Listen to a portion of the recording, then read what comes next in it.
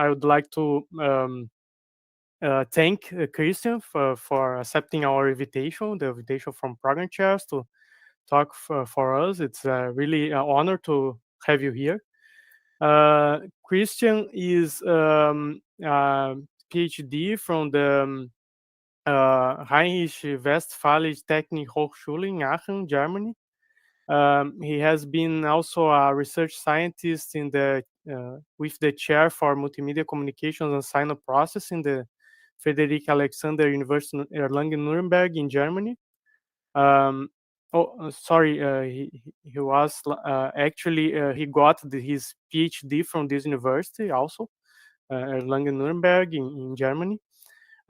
He has worked also as a postdoc-fellow at the École de technologie supérieure in collaboration with Summit Tech Multimedia, Montréal, Canada, on efficient VR technologies. And since 2019, he is with the Friedrich-Alexander University, Erlangen-Nürnberg, as a senior scientist.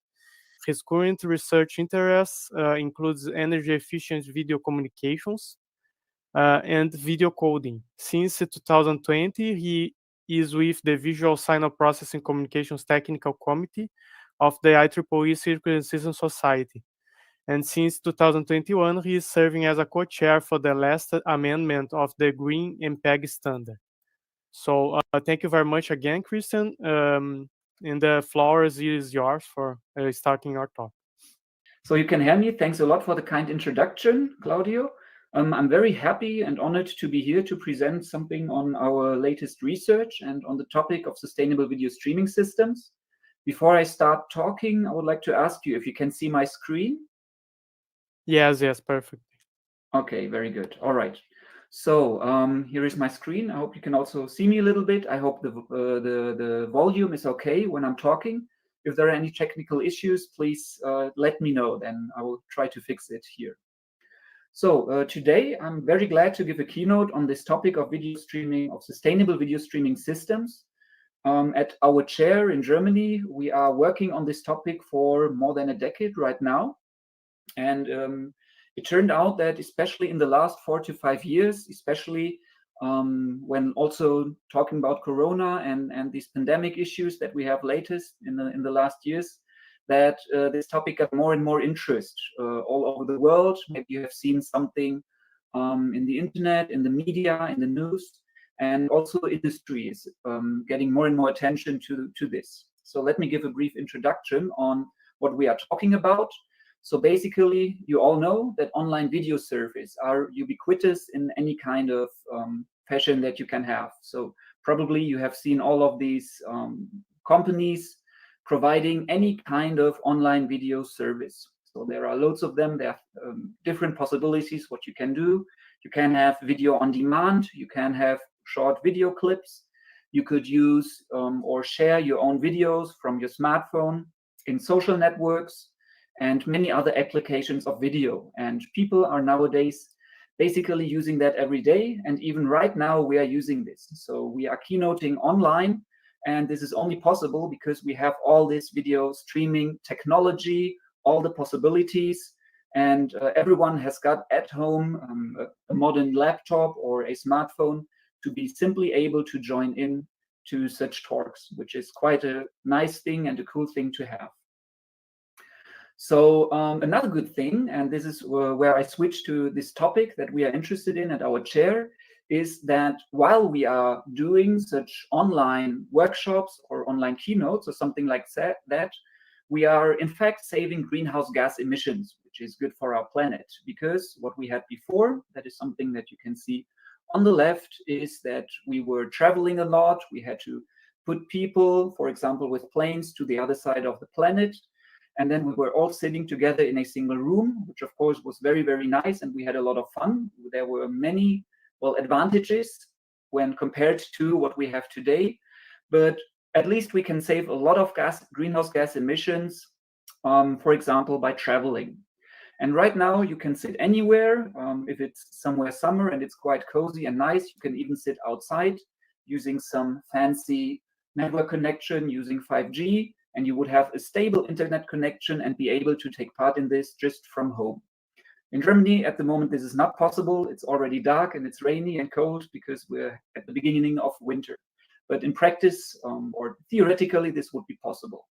And of course, this is a good thing because we all know that climate change is happening and we need to save emissions. So a question is that we can say, is this really fine what we are doing here? And is everything good like this in this way? Is it really as good as we think it is when comparing this with people, for example, traveling? And we will talk about this in a little bit from a higher perspective and look at the energy consumption in online video globally first. So this is the first subchapter. Then we will go a little bit more into detail and look at all the systems, all the technologies and devices that are taking part in video communications, especially in online video communications. And afterwards, I will give 2 brief examples on what kind of research is going on at the moment at our chair or also internationally, where people try to find solutions to improve the energy efficiency of such online video solutions. And at the end, I will give a summary and an outlook. Now, before I proceed, I'm not sure how the other keynote speakers were dealing with this. If you have some questions in between during my talk, personally, I would have no problem if you just step in and unmute and you ask the question. If not, there will be some 10 or 15 minutes left at the end of the talk where you would also have the opportunity to ask questions. Of course, I'm very happy if you have some and if we could start some conversation and some ideas or discussions on this. So that said, I would like to start talking about the general energy consumption that we have in online video. For this, we would like to cite some studies that have been performed in the last years. There are especially 2 of them which are quite interesting and which show, at least in a tendency, what is happening nowadays. The first one is a study from the SHIFT project, which stems from France. It is called Lean ICT Towards Digital Sobriety. And they found that when we look at all the worldwide greenhouse gas emissions, then 4% of this is caused by information and communication technology. So it looks in this case, of course, like quite a tiny bit of all the emissions. However, if we compare this, for example, with global aviation, which accounted for about 5% before the pandemics, then we know that it is actually quite significant what we have. And as people always try to save emissions by, for example, not taking a plane or other means, it's definitely worthwhile looking at information and communication technology and its energy efficiency. Now, if we go a little bit closer, then this information and communication technology can be split up into 2 parts. One is the one that we are interested in, that is practically video communications. This is all emissions which are caused by video communications, online video, any of the applications that we talked about at the beginning. And the rest is something like, for example, on cryptocurrencies or similar applications. And this was a figure that we had in 2019, and it rose quite significantly when we had the pandemics. And also predictions say that it is going to rise, this share. So as we still, in the end, have an overall share of 1% of all greenhouse gas emissions, we believe and we are very sure that it is highly important that from our engineering point of view, it's important to reduce greenhouse gas emissions, because in the future, we will still have more use of this technology. And of course, we don't want it to be one of the main emission reasons for greenhouse gases in the future. So then we can go a little bit more into detail. From this study, people try to find out how much energy is consumed by different parts of all the technology that we use and of the production. Of course, these are just estimates, but I think they give a rough idea of what happens in reality. And they could split up the whole emissions into mainly 2 parts, which is first of all, the production of devices. There's something that you can see on the left, and the use of the technology. And in this case, they did not even look at things like the disposal of devices, which usually should also be taken into account. But still, if we look at that, then we can split it further up. If we look at production, then most devices that are produced that consume greenhouse gas emissions are TV sets, PCs, so desktop PCs or laptops, smartphones, and other devices such as servers and server farms, for example. As this is something that, at least at our chair, we're not that familiar with in terms of research. So we're not looking at how to produce devices efficiently. So we usually usually focus on the power consumption and the energy consumption in the use of online video technology.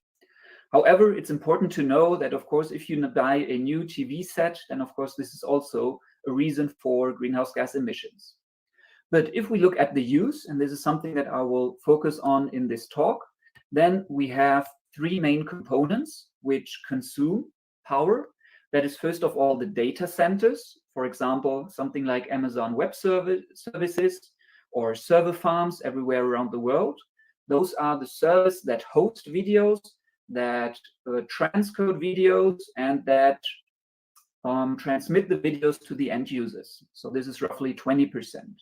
Then we have the transmission through the networks. So this is, for example, all the internet nodes that we have all over the world that send the data from one internet exchange node to the next until it reaches the end user at the end user device. This is a little bit less, that's about 16%. And finally, we have the end user devices. And this is what you are using all at home. So this corresponds to TV sets, to smartphones, to laptops, and so on and so on. And if we look at this, then we would see that the estimates say that the end user devices are roughly have a similar impact as data centers, looking at that globally. So I will try to shed some light on this and to find out and to tell you what we could do about this in the next slides. Then I would like to tell you and show you that, in fact, there is some activity going on worldwide at the moment. Maybe you have heard of some of those, and if not, this is maybe a good idea to look at that. So as was said in the introduction, there is a track going on in standardizations, in MPEG standardizations, where we are currently working on a new standard called Green-MPEG, which tries to standardize means which help in transmitting videos in a sustainable and energy efficient manner. Then what popped up roughly 1 year ago is a project or an activity called greening of streaming. You can see that at the top left. And it seems that that is mainly an industry-driven activity. They all gather together and try to find ways and also standards to allow more energy efficient streaming solutions. As the infrastructure of the industry concerning content delivery networks and server farms and their interconnections is very complex. They have found that there is quite a big potential to do so. And we found that they are also highly interested in any research related to this topic. And then I collected some media articles at the bottom where the industry also showed that they are really, in fact, interested in this topic and what they did to find out about the current impact and the current energy consumption they have. For example, there are projects led by Bitmoving or by the BBC. So if you're interested, you could look at those links and find some interesting publications and press releases on this. Then I would like to show you some examples on greenhouse gas emissions, because in the end, we would like to know, well, how much do we consume if we use online video? And how does this relate to other consumptions so that we have an idea on how much we need? So here's a little list of greenhouse gas emissions by a type of use on the left side. For example, if you would take your car, of course, it depends on how you drive, how big the car is, and so on. But if you drive 100 kilometers, then your greenhouse gas emissions in terms of carbon dioxide would be roughly 16.6 kilograms. This is of course much less than if you heat a family house per year. So maybe I should put here that this family house is located in Germany. I'm pretty sure that in Brazil it would be less because it's probably a little bit warmer than here in Germany. So there it is, 3,000 kilograms. If you have, which is also very famous in Germany, a passive house. It's called like this because it's made in such a way that it loses little energy in terms of heat. Then you would use less kilograms. I was also interested in what would have happened if I would have taken a flight to Brazil from Germany. So this is the number we have here, which is roughly 1.8 tons of greenhouse gas emissions. And this is not the full plane. This is only the part that could be attributed to me flying to Brazil. So if there is a plane with 200 people, you would have to multiply this number by the number of passengers, which would then lead to more than 300 tons. And finally, an interesting thing, if you just watch an episode, for example, on Netflix, then the overall estimated energy consumption is, of course, much lower. It is roughly 6 grams, at least how it was estimated 2 or 3 years ago. Probably today it's a little bit less, but just to give you an idea that indeed, by using such things, such as watching television instead of taking a car, of course, you save a lot of emissions. And at the end of this lecture, I would like to tell you how much we roughly emit by this lecture, where all of you in Brazil or all over the world take part online. Okay, so with this, I hope I gave a good overview on what we know currently on the global greenhouse gas emissions. If you have questions, feel free to unmute or to ask them now. If not, I will go on after taking a little bit of drink.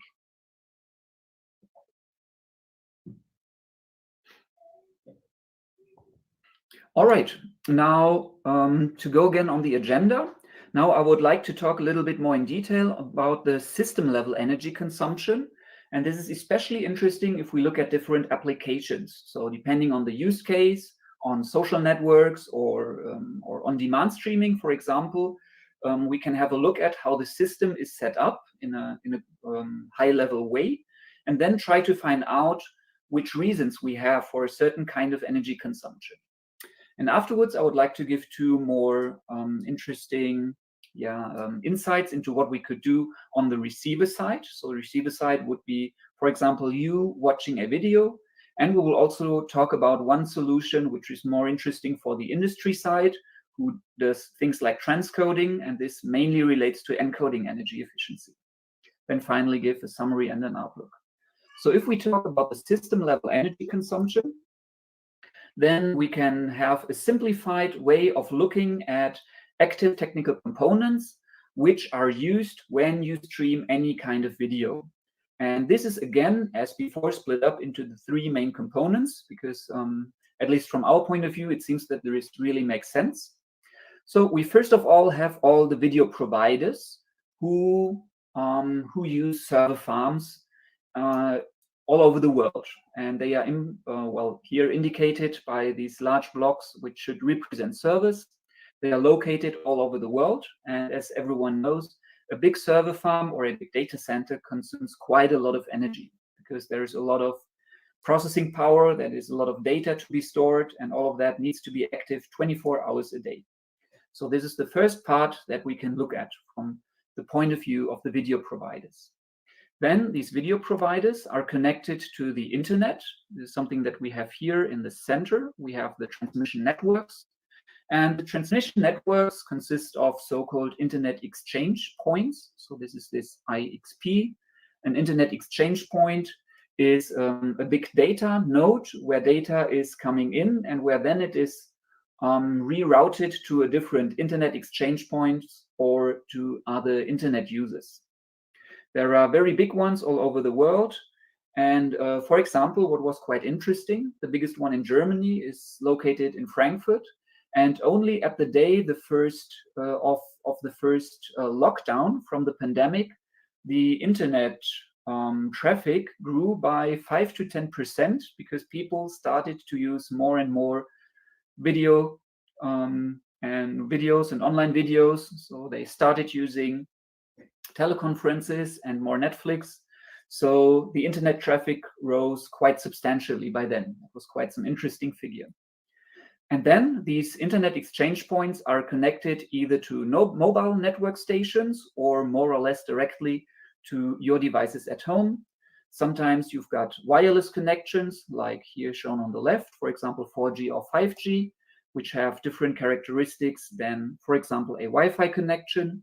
You need to take into account that usually people at home use a router in between, which of course also consumes energy.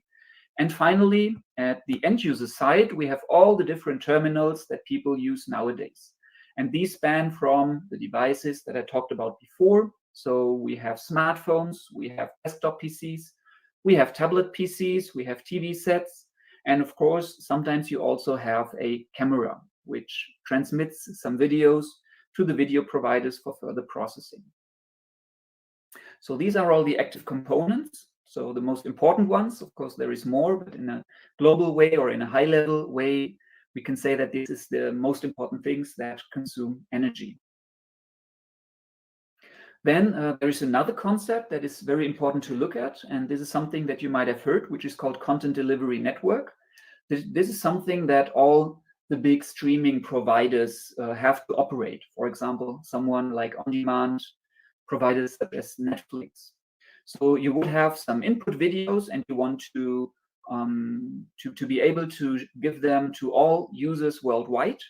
Usually it is desirable if the video is stored quite close to the end user who watches this. So what is usually done is that the input video is transcoded, it's something that you see at the beginning, into various different bit rates, ladders, representations with different languages, of course. And you need to save all this data on different server farms or servers which are distributed all over the world. And the more complex this network is, or this content delivery network, the more energy you would consume. And only this part is something that is worthwhile looking at. And people found that the structure of this has a big influence on the overall energy consumption. So we can have a closer look at each of these parts. We have the data centers, the transmission, and the end users. And what we already know quite well is what is a major thing that has an impact on the overall power consumption. And this is what I'm somehow giving in a short list here. And I think this is also quite illustrative to see because it's easy to understand why this needs more energy. So for example, if we look at the data centers from the video provider side, then it is highly important to know how many videos you need to store. So this is some energy that you need for storage, and also how many videos you have to process. So depending on how many videos you get per day, per year, or whatever, there's also more energy that you need. If we look at encoding, which is of course a major part in compression of videos, then nowadays we often have bitrate ladders that you might have heard, and to have different representations, different qualities, depending on the quality of transmission, we need to switch between the different bit rates to have a better or a worse bit rate. And all of this needs to be created by data centers and servers in data centers. And the more complex this is, of course, the more energy you would need. Another thing is, of course, you also usually encode this with different codecs. People love to use the latest codecs, such as VVC. HEVC is already a little bit outdated, but you have to know that many of your customers will use quite old hardware, which maybe cannot cope with new codecs. So you have to give them the legacy codecs, such as H.264. Then, what I said before, we have the architecture of the content delivery network. And finally, of course, it is also important to have an idea how many requests you have. So, for example, if you have a blockbuster, the latest one from Hollywood, you would assume that some millions of people worldwide will want to watch this. Also, if there is some football match, we will see that in 2 weeks, which will be interesting. When there is the World Cup, there will be millions and probably tens of millions of requests which are watching in parallel at the same time. Or sometimes you have very little requests, for example, in social networks. If someone shares a video it's possible that only very few people will watch that. A similar thing is happening on YouTube, and I got to know that most of the videos, a large part of the videos that is uploaded to YouTube is watched by maximum 10 people. Even a large number of the videos is not even watched by a single person. So sometimes not even the guy who uploaded the video is watching it. So this is also important to know. If we look at transmission, then it is generally well known, and we have, at least from what I know, there is no other things that people know, that the transmission and the transmission energy mainly depends on the bit rate, so the number of bits that you transmit. So the larger a video, the higher the quality, the more energy you would need. However, it is important to note that the bit rate is just a tiny fraction of the overall energy that is consumed, because all the network, if you look at all of it, then you have to operate that 24 hours a day. And it just needs energy just because it is running all day. So just by adding some more bitrate on top, the additional energy that you would consume is quite tiny in relation to the complete energy that is consumed by the complete network or the complete transmission network. And finally, if we look at end-user devices, then it is highly important to know which types of devices people are using. Of course, a smartphone consumes much less energy than a big